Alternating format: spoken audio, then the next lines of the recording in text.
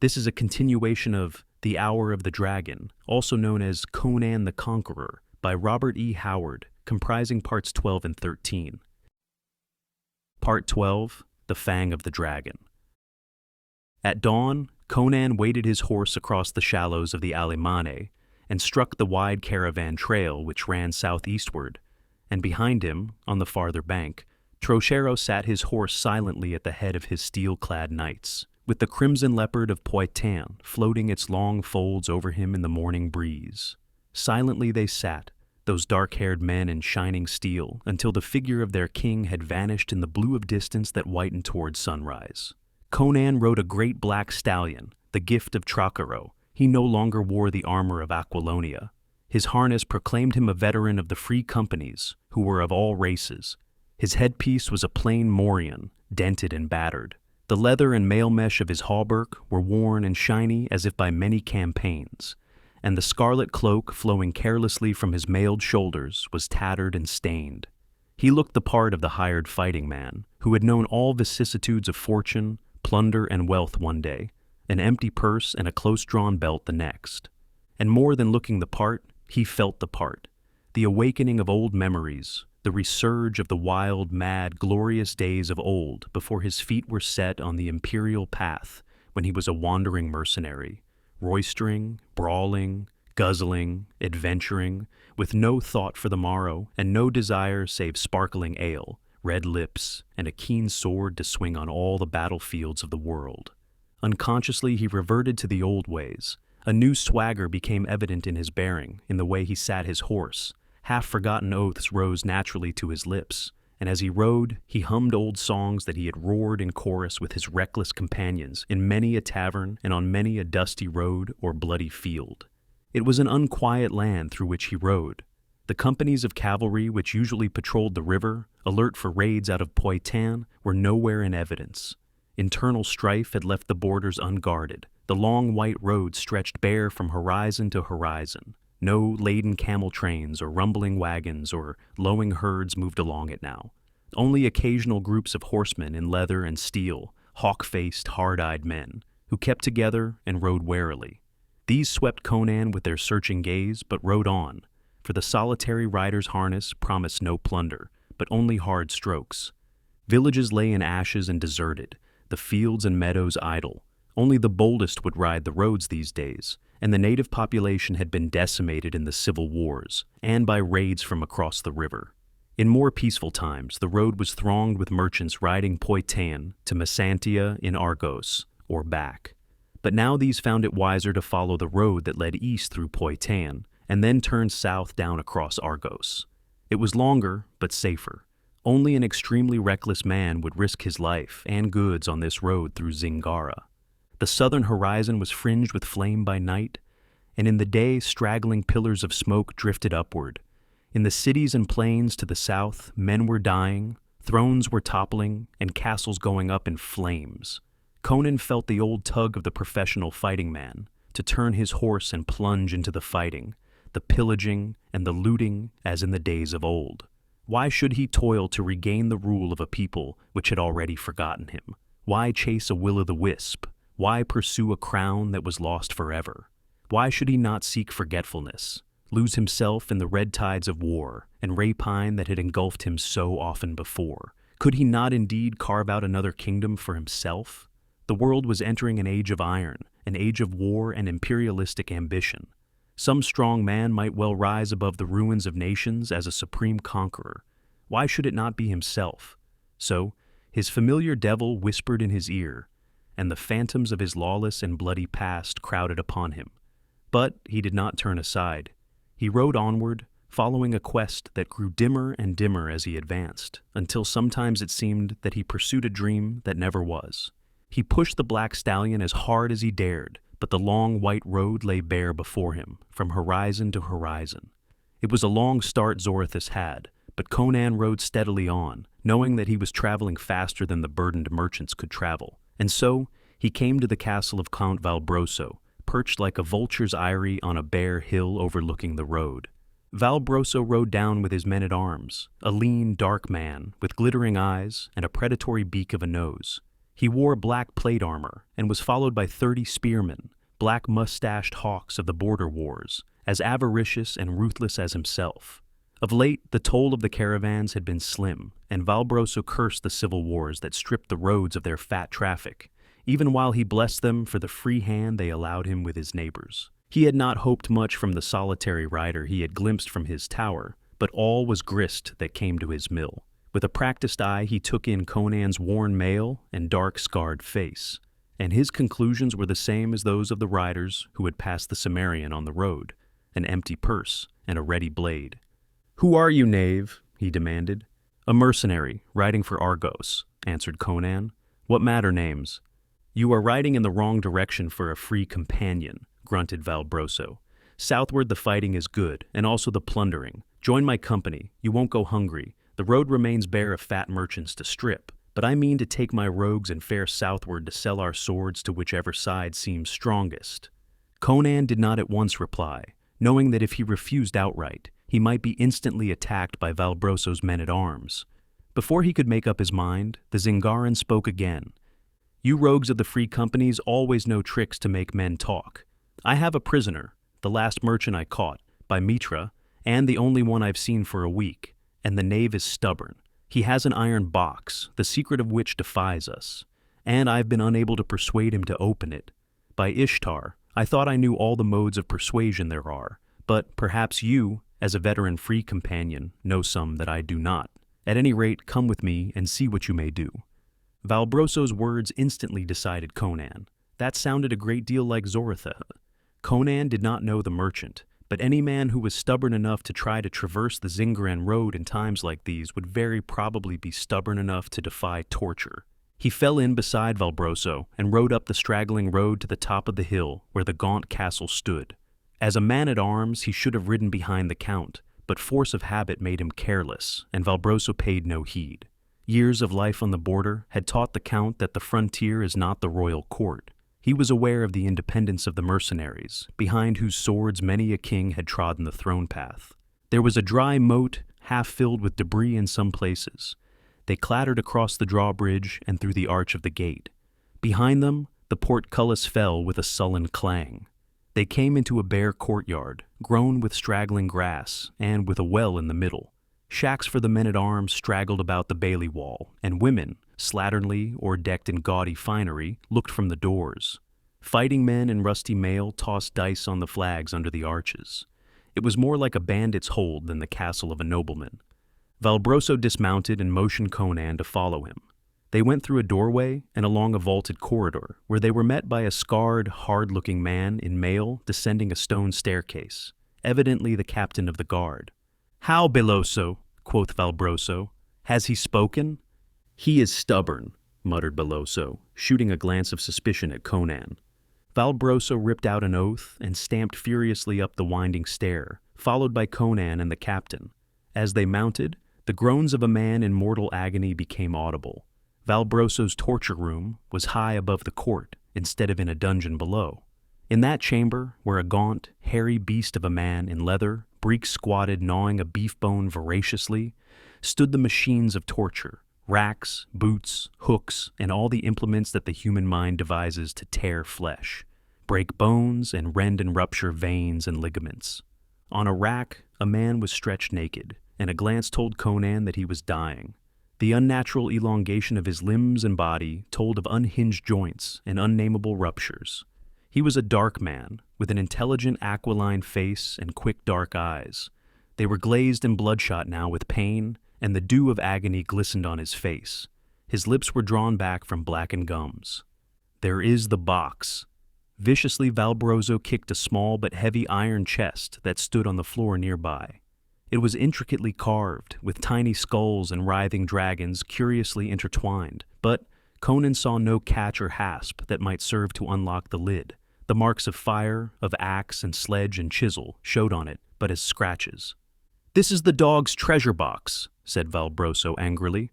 "All men of the south know of Zorothus and his iron chest. Mitra knows what is in it, but he will not give up its secret." Zorothus. It was true, then. The man he sought lay before him. Conan's heart beat suffocatingly as he leaned over the writhing form, though he exhibited no evidence of his painful eagerness. "Ease those ropes, knave," he ordered the torturer harshly, and Valbroso and his captain stared. In the forgetfulness of the moment, Conan had used his imperial tone, and the brute in leather instinctively obeyed the knife edge of command in that voice. He eased away gradually, for else the slackening of the ropes had been as great a torment to the torn joints as further stretching. Catching up a vessel of wine that stood nearby, Conan placed the rim to the wretch's lips. Zoroathus gulped spasmodically, the liquid slopping over on his heaving breast. Into the bloodshot eyes came a gleam of recognition, and the froth-smeared lips parted. From them issued a racking whimper in the Gothic tongue. "Is this death, then?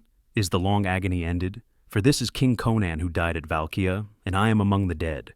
"You're not dead," said Conan, "but you're dying. You'll be tortured no more. I'll see to that, but I can't help you further. Yet before you die, tell me how to open your iron box." "My iron box," mumbled Zoroathus in delirious, disjointed phrases. "The chest forged in unholy fires among the flaming mountains of Crotia, the metal no chisel can cut. How many treasures has it borne, across the width and the breadth of the world, but no such treasure as it now holds." "Tell me how to open it," urged Conan. "It can do you no good, and it may aid me." "Aye, you are Conan," muttered the Kothian. "I have seen you sitting on your throne in the great public hall of Tarantia, with your crown on your head and the scepter in your hand. But you are dead. You died at Valkia, and so I know my own end is at hand." "What does the dog say?" demanded Valbroso impatiently, not understanding Kothic. "Will he tell us how to open the box?" As if the voice roused a spark of life in the twisted breast, Zoroathus rolled his bloodshot eyes toward the speaker. "Only Valbroso will I tell," he gasped in Zingaran. "Death is upon me. Lean close to me, Valbroso." The Count did so, his dark face lit with avarice. Behind him, his saturnine captain, Beloso, crowded closer. "Press the 7 skulls on the rim, one after another," gasped Zoroathus. "Press then the head of the dragon that writhes across the lid. Then press the sphere in the dragon's claws. That will release the secret catch." "Quick the box!" cried Valbroso with an oath. Conan lifted it and set it on a dais, and Valbroso shouldered him aside. "Let me open it," cried Beloso, starting forward. Valbroso cursed him back, his greed blazing in his black eyes. "None but me shall open it," he cried. Conan, whose hand had instinctively gone to his hilt, glanced at Zoroathus. The man's eyes were glazed and bloodshot, but they were fixed on Valbroso with burning intensity. And was there the shadow of a grim, twisted smile on the dying man's lips? Not until the merchant knew he was dying had he given up the secret. Conan turned to watch Valbroso, even as the dying man watched him. Along the rim of the lid, 7 skulls were carved among intertwining branches of strange trees. An inlaid dragon writhed its way across the top of the lid amid ornate arabesques. Valbroso pressed the skulls in fumbling haste, and as he jammed his thumb down on the carved head of the dragon, he swore sharply and snatched his hand away, shaking it in irritation. "A sharp point on the carvings," he snarled. "I've pricked my thumb." He pressed the gold ball clutched in the dragon's talons, and the lid flew abruptly open. Their eyes were dazzled by a golden flame. It seemed to their dazed minds that the carven box was full of glowing fire that spilled over the rim and dripped through the air in quivering flakes. Beloso cried out, and Valbroso sucked in his breath. Conan stood speechless, his brain snared by the blaze. "Mitra, what a jewel!" Valbroso's hand dived into the chest, came out with a great pulsing crimson sphere that filled the room with a lambent glow. In its glare, Valbroso looked like a corpse, and the dying man on the loosened rack laughed wildly and suddenly. "Fool!" he screamed.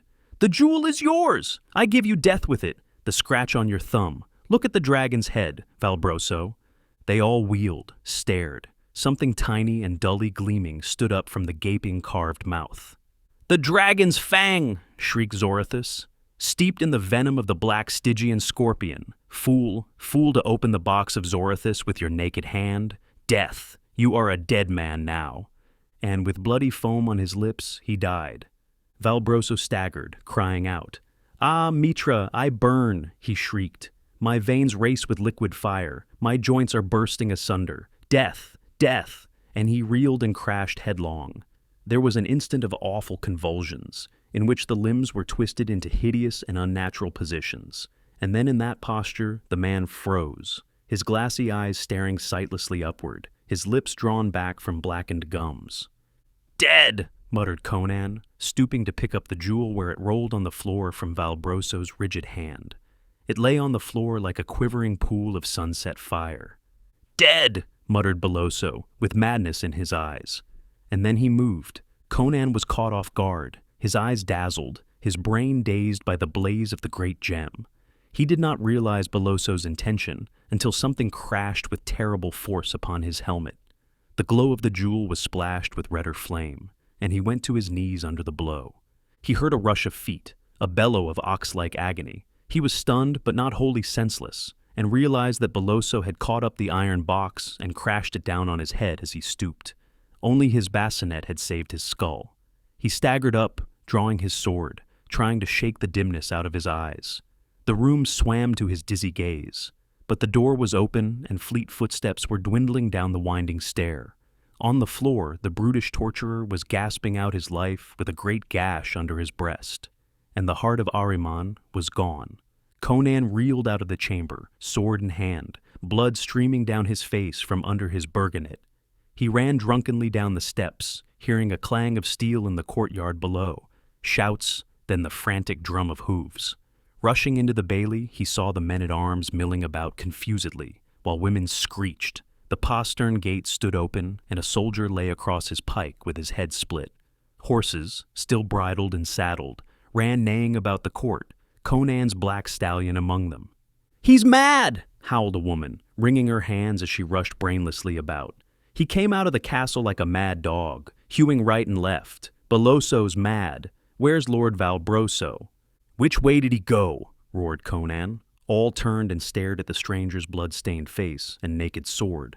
"Through the postern!" shrilled a woman, pointing eastward, and another bawled, "Who is this rogue?" "Belloso has killed Valbroso," yelled Conan, leaping and seizing the stallion's mane, as the men-at-arms advanced uncertainly on him. A wild outcry burst forth at his news, but their reaction was exactly as he had anticipated. Instead of closing the gates to take him prisoner, or pursuing the fleeing slayer to avenge their lord, they were thrown into even greater confusion by his words. Wolves bound together only by fear of Valbroso, they owed no allegiance to the castle or to each other. Swords began to clash in the courtyard, and women screamed. And in the midst of it all, none noticed Conan as he shot through the postern gate and thundered down the hill. The wide plain spread before him, and beyond the hill, the caravan road divided. One branch ran south, the other east. And on the eastern road, he saw another rider, bending low and spurring hard. The plain swam to Conan's gaze. The sunlight was a thick red haze, and he reeled in his saddle, grasping the flowing mane with his hand. Blood rained on his mail, but grimly he urged the stallion on. Behind him, smoke began to pour out of the castle on the hill, where the count's body lay, forgotten and unheeded, beside that of his prisoner. The sun was setting. Against a lurid red sky, the two black figures fled. The stallion was not fresh, but neither was the horse ridden by Belloso. But the great beast responded mightily, calling on deep reservoirs of reserve vitality. Why the Zingaran fled from one pursuer, Conan did not tax his bruised brain to guess. Perhaps unreasoning panic rode Belloso, born of the madness that lurked in that blazing jewel. The sun was gone. The white road was a dim glimmer through a ghostly twilight, fading into purple gloom far ahead of him. The stallion panted, laboring hard.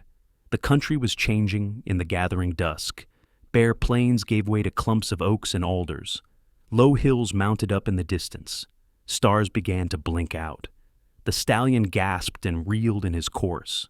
But ahead rose a dense wood that stretched to the hills on the horizon, and between it and himself, Conan glimpsed the dim form of the fugitive. He urged on the distressed stallion, for he saw that he was overtaking his prey, yard by yard. Above the pound of the hooves, a strange cry rose from the shadows, but neither pursuer nor pursued gave heed. As they swept in under the branches that overhung the road, they were almost side by side. A fierce cry rose from Conan's lips as his sword went up. A pale oval of a face was turned toward him.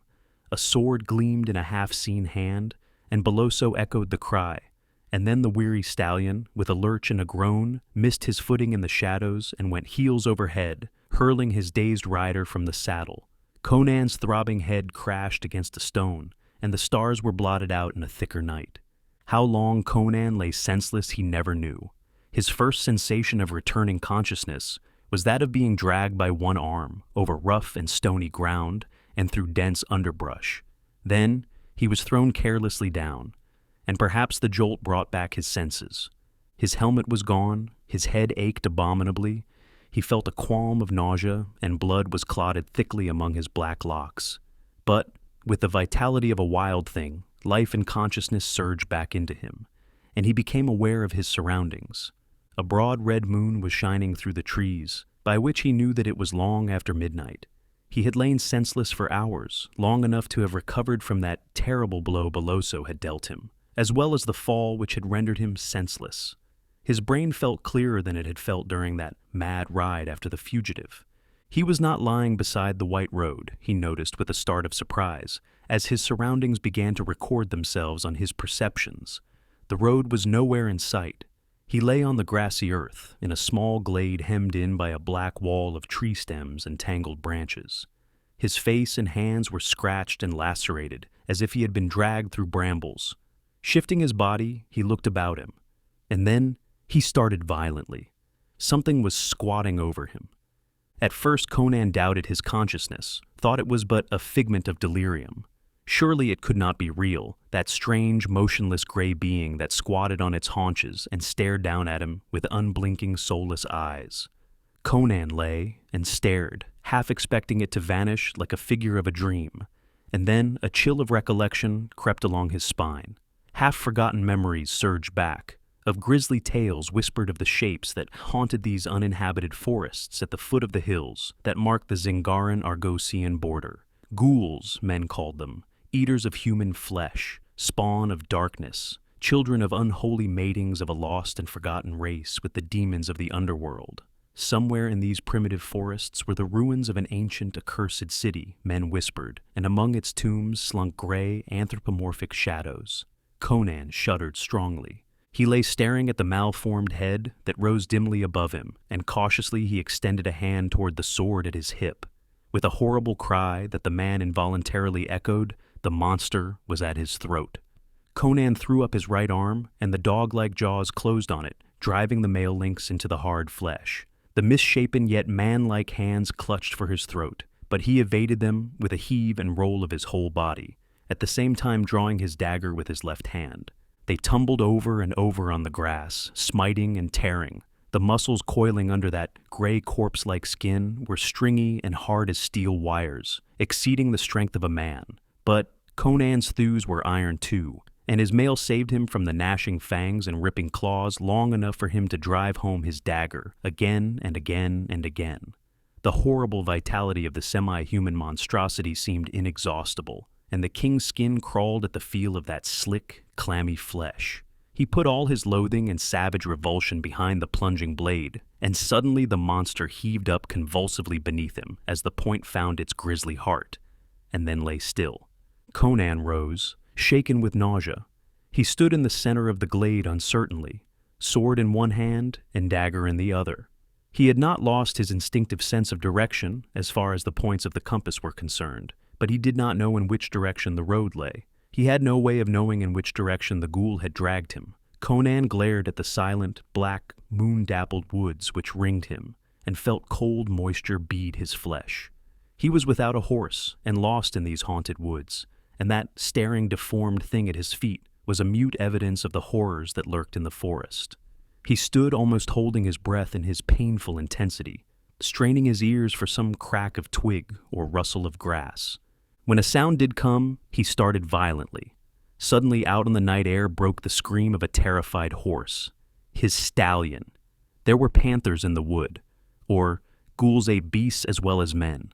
He broke savagely through the brush in the direction of the sound, whistling shrilly as he ran, his fear drowned in berserk rage. If his horse was killed, there went his last chance of following Beloso and recovering the jewel. Again the stallion screamed with fear and fury somewhere nearer. There was a sound of lashing heels, and something that was struck heavily and gave way. Conan burst out into the wide white road without warning and saw the stallion plunging and rearing in the moonlight, his ears laid back, his eyes and teeth flashing wickedly. He lashed out with his heels at a slinking shadow that ducked and bobbed about him. And then, about Conan, other shadows moved, gray, furtive shadows that closed in on all sides. A hideous charnel house scent reeked up in the night air. With a curse, the king hewed right and left with his broadsword, thrust and ripped with his dagger. Dripping fangs flashed in the moonlight, foul paws caught at him.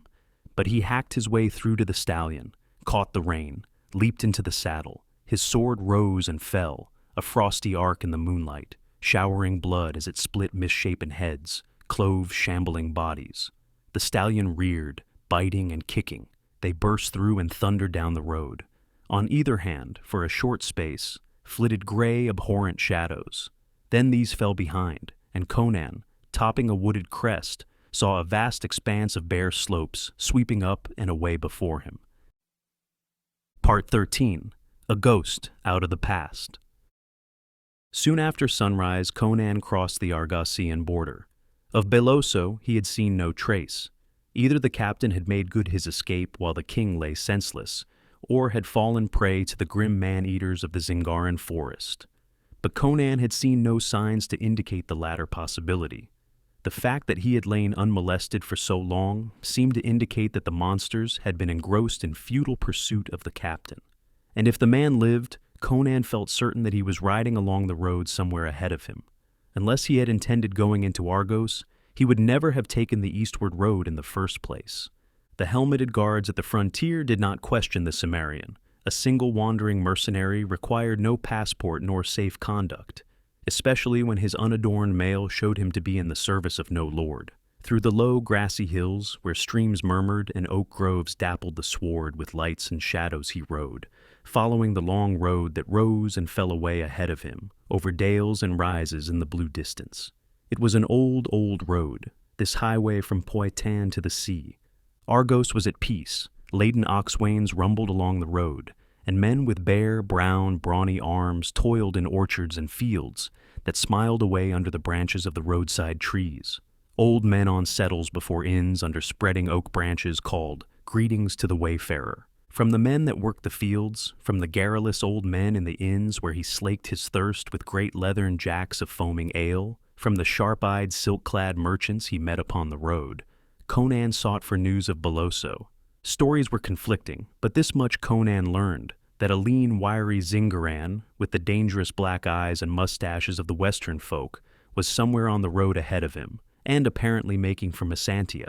It was a logical destination. All the seaports of Argos were cosmopolitan, in strong contrast with the inland provinces, and Messantia was the most polyglot of all. Craft of all the maritime nations rode in its harbor, and refugees and fugitives from many lands gathered there. Laws were lax, for Messantia thrived on the trade of the sea, and her citizens found it profitable to be somewhat blind on their dealings with seamen. It was not only legitimate trade that flowed into Messantia. Smugglers and buccaneers played their part. All this Conan knew well, for had he not, in the days of old, when he was a Barachan pirate, sailed by night into the harbor of Messantia to discharge strange cargoes? Most of the pirates of the Barachan Isles, small islands off the southwestern coast of Zingara, were Argosian sailors, and as long as they confined their attentions to the shipping of other nations, the authorities of Argos were not too strict in their interpretation of sea laws. But Conan had not limited his activities to those of the Barachans. He had also sailed with the Zingaran buccaneers, and even with those wild black corsairs that swept up from the far south to harry the northern coasts, and this put him beyond the pale of any law. If he were recognized in any of the ports of Argos, it would cost him his head. But without hesitation, he rode on to Messantia, halting day or night only to rest the stallion and to snatch a few winks of sleep for himself. He entered the city unquestioned, merging himself with the throngs that poured continually in and out of this great commercial center. No walls surrounded Messantia. The sea and the ships of the sea guarded the great southern trading city. It was evening when Conan rode leisurely through the streets that marched down to the waterfront. At the ends of these streets he saw the wharves and the masts and sails of ships. He smelled salt water for the first time in years, heard the thrum of cordage and the creak of spars in the breeze that was kicking up whitecaps out beyond the headlands. Again, the urge of far wandering tugged at his heart. But he did not go on to the wharves. He reined aside and rode up a steep flight of wide, worn stone steps, to a broad street where ornate white mansions overlooked the waterfront and the harbor below. Here dwelt the men who had grown rich from the hard-won fat of the seas, a few old sea captains who had found treasure afar, many traders and merchants who never trod the naked decks nor knew the roar of tempest or sea fight. Conan turned in his horse at a certain gold-worked gate and rode into a court where a fountain tinkled and pigeons fluttered from marble, coping to marble flagging. A page in jagged silken jupon and hose came forward inquiringly. The merchants of Messantia dealt with many strange and rough characters, but most of these smacked of the sea. It was strange that a mercenary trooper should so freely ride into the court of a lord of commerce. "The merchant Publio dwells here?" It was more statement than question, and something in the timbre of the voice caused the page to doff his feather chaperone as he bowed and replied, "Aye, so he does, my captain." Conan dismounted, and the page called a servitor, who came running to receive the stallion's rein. "Your master is within?" Conan drew off his gauntlets and slapped the dust of the road from cloak and mail. "Aye, my captain. Whom shall I announce?" "I'll announce myself," grunted Conan. "I know the way well enough. Bide you here." And obeying that peremptory command, the page stood still, staring after Conan as the latter climbed a short flight of marble steps, and wondering what connection his master might have with this giant fighting man who had the aspect of a northern barbarian. Menials at their tasks halted and gaped open-mouthed as Conan crossed a wide, cool balcony overlooking the court and entered a broad corridor through which the sea breeze swept. Halfway down this, he heard a quill scratching and turned into a broad room whose many wide casements overlooked the harbor. Publio sat at a carved teakwood desk, writing on rich parchment with a golden quill. He was a short man, with a massive head and quick dark eyes. His blue robe was of the finest watered silk, trimmed with cloth of gold, and from his thick white throat hung a heavy gold chain. As the Cimmerian entered, the merchant looked up with a gesture of annoyance. He froze in the midst of his gesture. His mouth opened. He stared as at a ghost out of the past. Unbelief and fear glimmered in his wide eyes. "Well," said Conan, "have you no word of greeting, Publio?" Publio moistened his lips. "Conan," he whispered incredulously. "Mitra, Conan, Amra. Who else?" The Cimmerian unclasped his cloak and threw it with his gauntlets down upon the desk. "How, man!" he exclaimed irritably. "Can't you at least offer me a beaker of wine? My throat's caked with the dust of the highway." "Aye, wine," echoed Publio mechanically. Instinctively his hand reached for a gong, then recoiled as from a hot coal, and he shuddered. While Conan watched him with a flicker of grim amusement in his eyes, the merchant rose and hurriedly shut the door, first craning his neck up and down the corridor to be sure that no slave was loitering about. Then, returning, he took a gold vessel of wine from a nearby table and was about to fill a slender goblet when Conan impatiently took the vessel from him and, lifting it with both hands, drank deep and with gusto. "Aye, it's Conan, right enough," muttered Publio. "Man, are you mad?" "By Crom, Publio," said Conan, lowering the vessel but retaining it in his hands. "You dwell in different quarters than of old. It takes an Argosian merchant to wring wealth out of a little waterfront shop that stank of rotten fish and cheap wine." "The old days are past," muttered Publio, drawing his robe about him with a slight involuntary shudder. "I have put off the past, like a worn-out cloak." "Well," retorted Conan, "you can't put me off like an old cloak. It isn't much I want of you, but that much I do want, and you can't refuse me. We had too many dealings in the old days. Am I such a fool that I'm not aware that this fine mansion was built on my sweat and blood? How many cargoes from my galleys passed through your shop?" "All merchants of Messantia have dealt with the sea rovers at one time or another," mumbled Publio nervously.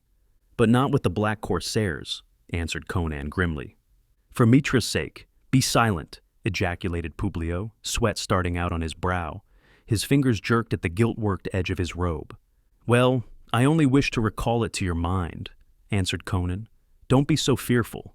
You took plenty of risks in the past, when you were struggling for life and wealth in that lousy little shop down by the wharves, and were hand in glove with every buccaneer and smuggler and pirate from here to the Baraccan Isles. Prosperity must have softened you. I am respectable, began Publio. Meaning you're rich as hell, snorted Conan. Why? Why did you grow wealthy so much quicker than your competitors? Was it because you did a big business in ivory and ostrich feathers, copper and skins and pearls and hammered gold ornaments, and other things from the coast of Kush? And where did you get them so cheaply, while other merchants were paying their weight in silver to the Stygians for them? I'll tell you, in case you've forgotten, you bought them from me at considerably less than their value, and I took them from the tribes of the Black Coast and from the ships of the Stygians, I and the Black Corsairs. In Mitra's name, cease, begged Publio. I have not forgotten. But what are you doing here? I am the only man in Argos who knew that the king of Aquilonia was once Conan the Buccaneer in the old days. But word has come southward of the overthrow of Aquilonia and the death of the king. My enemies have killed me 100 times by rumors, grunted Conan. Yet here I sit and guzzle wine of Kyros. And he suited the action to the word. Lowering the vessel, which was now nearly empty, he said, It's but a small thing I ask of you, Publio. I know that you're aware of everything that goes on in Messantia. I want to know if a Zingaran named Beloso, or he might call himself anything, is in this city. He's tall and lean and dark like all his race, and it's likely he'll seek to sell a very rare jewel. Publio shook his head. I have not heard of such a man, but thousands come and go in Messantia. If he is here, my agents will discover him. Good. Send them to look for him, and in the meantime, have my horse cared for, and have food served me here in this room. Publio assented volubly, and Conan emptied the wine vessel, tossed it carelessly into a corner, and strode to a nearby casement, involuntarily expanding his chest as he breathed deep of the salt air. He was looking down upon the meandering waterfront streets. He swept the ships in the harbor with an appreciative glance, then lifted his head and stared beyond the bay, far into the blue haze of the distance where sea met sky. And his memory sped beyond that horizon to the golden seas of the south under flaming suns, where laws were not and life ran hotly. Some vagrant scent of spice or palm woke clear-etched images of strange coasts where mangroves grew and drums thundered, of ships locked in battle and decks running blood, of smoke and flame and the crying of slaughter. Lost in his thoughts, he scarcely noticed when Publio stole from the chamber. Gathering up his robe, the merchant hurried along the corridors until he came to a certain chamber where a tall, gaunt man with a scar upon his temple wrote continually upon parchment. There was something about this man which made his clerkly occupation seem incongruous. To him, Publio spoke abruptly. Conan has returned. Conan? The gaunt man started up, and the quill fell from his fingers. The Corsair? Aye. The gaunt man went livid. Is he mad? If he is discovered here, we are ruined.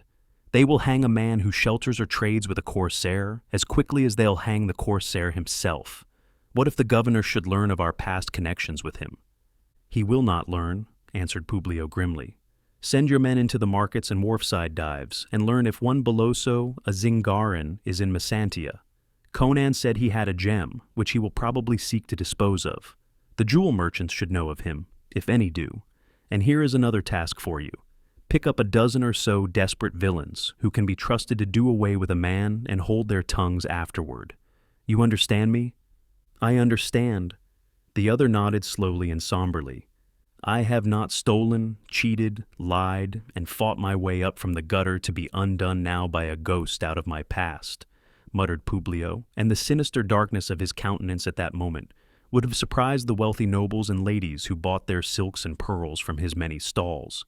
But when he returned to Conan a short time later, bearing in his own hands a platter of fruit and meats, he presented a placid face to his unwelcome guest. Conan still stood at the casement, staring down into the harbor at the purple and crimson and vermilion and scarlet sails of galleons and carracks and galleys and dromons. There's a Stygian galley, if I'm not blind, he remarked, pointing to a long, low, slim black ship lying apart from the others, anchored off the low, broad, sandy beach that curved round to the distant headland. Is there peace, then, between Stygia and Argos? "The same sort that has existed before," answered Publio, setting the platter on the table with a sigh of relief, for it was heavily laden. He knew his guest of old. "Stygian ports are temporarily open to our ships, as ours to theirs. But may no craft of mine meet their cursed galleys out of sight of land. That galley crept into the bay last night. What its masters wish I do not know. So far they have neither bought nor sold. I distrust those dark-skinned devils. Treachery had its birth in that dusky land." "I've made them howl," said Conan carelessly, turning from the window. "In my galley manned by black corsairs, I crept to the very bastions of the sea-washed castles of black-walled Kimi by night, and burned the galleons anchored there. And speaking of treachery, mine host, suppose you taste these viands and sip a bit of this wine, just to show me that your heart is on the right side." Publio complied so readily that Conan's suspicions were lulled, and without further hesitation, he sat down and devoured enough for 3 men. And while he ate, men moved through the markets and along the waterfront, searching for a Zingaran who had a jewel to sell, or who sought for a ship to carry him to foreign ports. And a tall, gaunt man, with a scar on his temple, sat with his elbows on a wine-stained table in a squalid cellar, with a brass lantern hanging from a smoke-blackened beam overhead, and held converse with 10 desperate rogues, whose sinister countenances and ragged garments proclaimed their profession. And as the first stars blinked out, they shone on a strange band spurring their mounts along the white road that led to Messantia from the west. They were 4 men, tall, gaunt, clad in black, hooded robes, and they did not speak. They forced their steeds mercilessly onward, and those steeds were gaunt as themselves, and sweat-stained and weary as if from long travel and far wandering. This concludes the 7th part of 12 total of The Hour of the Dragon, also known as Conan the Conqueror, by Robert E. Howard, produced by Best Audiobooks for free.